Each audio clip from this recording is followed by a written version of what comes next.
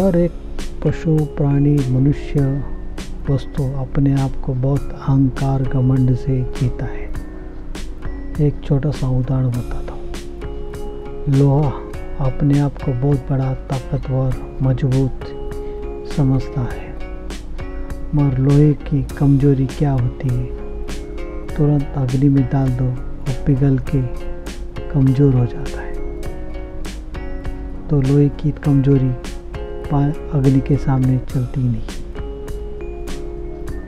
तो लोहा अपने आप को ताकत समझ रहा था, अग्नि के सामने कमज़ोर लाचार हो गया। अग्नि को भी बहुत घमंड होता है, मैं लोहे को पिघला सकता हूँ, कोई भी वस्तु धातु को भी पिघला सकता हूँ, मेरे जैसे सामने कोई टिक नहीं पाएगा, रह नहीं पाएगा, मैं सबको जला के भस्म कर सकता हूँ। तो अग्नि को बहुत घमंड चढ़ जाता है। तो पानी उस पे अग्नि पे डाल दो, वो तुरंत उसका अहंकार ठंडा हो जाता है। तो अग्नि अपने आप का अहंकार करने वाले पानी के सामने टिक नहीं पाती, उसका भी अहंकार चूर चूर हो जाता है।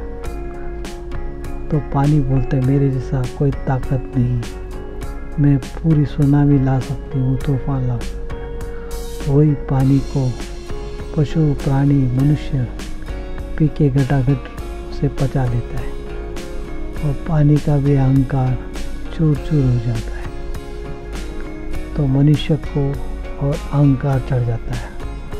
मनुष्य बोलता है मैं जो भी चीज़ खाऊँ मेरे शरीर में मैं पचा सकता हूँ, खा सकता हूँ। मनुष्य को भी अहंकार चढ़ जाता है।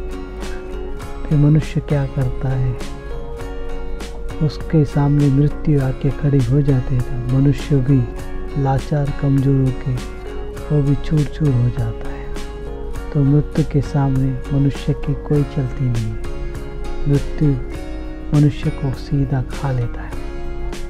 तो मृत्यु को भी अहंकार चढ़ जाता है। मृत्यु की बड़ी कमजोरी सद्गुरु परमात्मा होता है। जब सद्गुरु मृत्यु के सामने खड़ा हो तो मृत्यु को भी झुकना पड़ता है, उसका भी अहंकार चूर चूर होता है। ये बोलने का मतलब ये है, पूरी कायनात में परमात्मा सद्गुरु का ही राज होता है।